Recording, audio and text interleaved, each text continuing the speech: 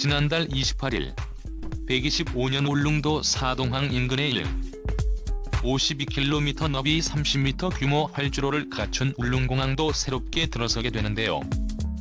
한국 정부가 추진하고 있는 울릉공항은 민영공항이라 밝혔지만 사실은 군사공항으로 활용될 것이라는 주장이 제기돼 큰 충격을 주고 있습니다. 군사 전문가들에 따르면 울릉공항은 F-35나 KF-의 11개 이항력이 가능한 군사공항으로 활용될 가능성이 높은데요. 그렇게 된다면 동해바다와 독도를 지키는 절대 침몰하지 않는 항공모함을 갖게 되는 것입니다. 그뿐만이 아닙니다. 울릉도를 미사일 기지로 개발하여 현무사 미사일을 배치할 가능성도 제기되고 있습니다.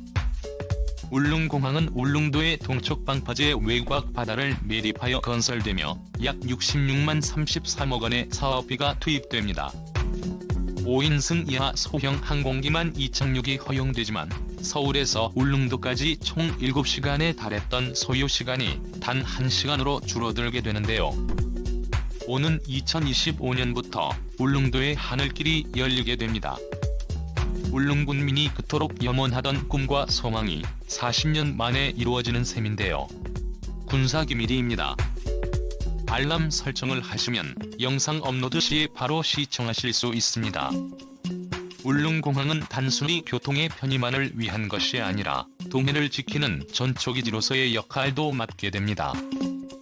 지금 울릉도에는 바다를 메어 건설하는 국내 유일한 해상공항 만들기에 바다와 땅에서 공사가 한창인데요.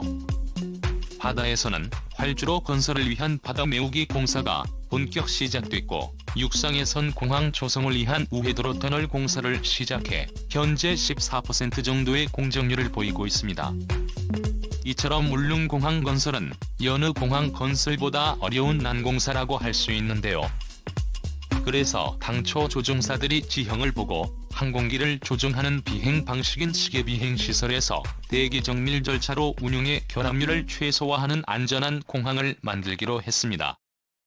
이는 항공기가 어둠이나 안개로 인해 앞이 보이지 않는 항로를 항공기에 장착된 기기에만 의존해 항공기의 자세, 고도, 외침 및 비행 방향을 측정해 비행할 수 있는 것인데요.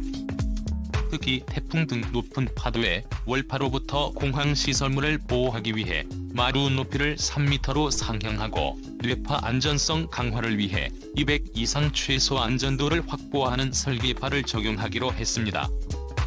또한 구조물 내구성과 기초 안전성을 위해 해수 소통고를 견고한 집안에 배치하고 염해 내부 수명을 200 이상 확보하였습니다지만 안전성을 강화하기 위해 매립 집안과 재상형 및 특수 다진 공법으로 시공되는데요. 시설 규모도 기존 계획보다 확대하였습니다. 당초 계류장 5대에서 6대 주기로 바뀌었습니다. 활주로 역시 길이 1200m, 폭 30m를 6m 폭을 더 넓혔습니다. 또한 결항률을 낮추기 위해 상륙대를 기본 계획 길이 1300개 열고 80에서 길이는 동일 하나 60의 폭을 더 넓혀 140로 변경했습니다. 울릉공항이 개항하면 서울 울릉 소요시간이 7시간에서 1시간 내로 단축될 지역 주민의 교통 서비스와 관광 활성화 등에 큰 도움이 될 것입니다. 평소에는 주민과 관광객들을 위한 것이지만 해난 사고와 비상시는 생명을 구하고 국가 분쟁 시에는 국가 방위에 도움을 줄 수 있습니다. 울릉공항 건설은 대한민국의 영토인 독도를 수호한다는 상징성이 매우 중요한데요. 삼면이 바다인 우리나라에서 동쪽 끝자락인 울릉공항은 독도의 시류적 지배를 강화하고 흑산공항은 중국 어선이 침범을 막기 위한 전진기지로 활용이 가능합니다. 예기치 못한 충돌이나 재난에서 병력과 물자를 비행기로 신속히 지원할 수 있으며 작전하는 해경이나 해군에게 헬기의 지원 기지로도 이용할 수 있습니다. 한편 울릉도에 미사일 기지를 건설하여 전방위 안보 위협에 대응해야 한다는 주장이 나오고 있습니다. 지난 21일 사거리 및 탄두 중량을 제한했던 한미 미사일 지침이 42년 만에 종료됐습니다. 한국은 사실상의 핵무기 수준급 미사일 개발에 이미 성공했는데요.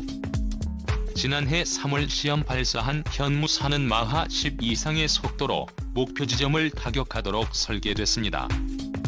지상에 떨어질 때 순간 위력이 전술핵 수준인 TNT 1킬로톤 내에 이릅니다. 직후의 운석이 충돌할 때 만들어지는 파괴력을 생각해보면 쉽게 이해할 수 있습니다. 탄도 탑재량은 2톤 정도인데 화약은 조금만 넣고 대부분을 중금속으로 채웠습니다. 이는 미국이 개발하다 중단한 신의 지팡이에서 단서를 얻었는데요. 신의 지팡이는 인공위성에서 95톤 무게의 텅스텐 막대기를 지상으로 떨어뜨렸 운동 에너지로 목표를 파괴하는 개념입니다.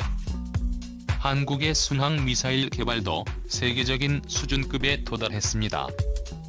사거리 1500km를 넘어선 순항 미사일 개발은 한국, 미국, 러시아, 이스라엘만 성공했는데요. 사거리 1500km가 넘는 현무 33 미사일을 올랜도에 배치하게 될 경우 일본 전역을 타격할 수 있을 뿐만 아니라 중국의 베이징까지 타격할 수 있습니다. 이에 따라 울릉도는 독도에 대한 한국의 실효적 지배를 강화시킬 뿐만이 아니라 동해의 자유와 평화를 지키는 전략적 거점이 될 것입니다. 한편 중국 관영 환구시보는 한미 미사일 지침 해제에 대해 중국은 경계해야 한다고 보도했는데요. 환구시보는 사정거리 800km의 탄도 미사일을 대구에서 발사하면 북한뿐만 아니라 중국 산동반도와 랴오둥반도에 있는 인타이와 칭다오 다롄 등이 사정권에 들어온다고 설명했습니다. 이어 사거리 제한 폐지 후 한국이 장래에 중국 베이징과 일본 도쿄를 사정권에 포함할 수 있는 미사일을 개발할 수 있게 됐다는 외국 언론 보도를 인용했는데요. 그러나 아직 중국이 모르고 있는 것은 이미 한국은 사정거리 1500km의 미사일 개발을 완료했다는 것입니다. 또한 정부는 독도에 대한 영토 관리를 강화하고 기존 도동함과 서동항의 기능을 분산하기 위해 울릉도의 사동항 확장 공사를 시작했는데요. 그로 인해 해군 함정 한 척과 해경 경비함 2척국과 업지도선 2척이 상시 접안할 수 있어 중국의 불법업 단속 및 독도 경비가 좀 더 쉬워질 것으로 예상되고 있습니다. 최근 독도의 군사적 긴장감이 높아지는 상황에서 울릉도의 사도강의 군사적 가치는 듭니다. 내년이면 해군 함정 정방용 부두 400m, 해경 부두 175m, 여객 부두 300m 등 총 10만 25m에 달하는 저반 시설이 울릉도에 들어서게 되는데요. 이에 박병덕 건설사업관리단장은 사동항이 완공되면 해군 함정 한 척과 해경 경비함 2척국과 업지도선 2척이 3시에 접안할 수 있어 업지도 불법업 단속도 쉬워질 것이라며 기상 아커시 여객선과 어선이 피항할 수 있어 해상 교통 안전성도 강화된다고 말했습니다. 사동항이 완공되면 해군 함정과 해경 경비정의 독도 출동 시간이 현재 절반으로 단축되는데요.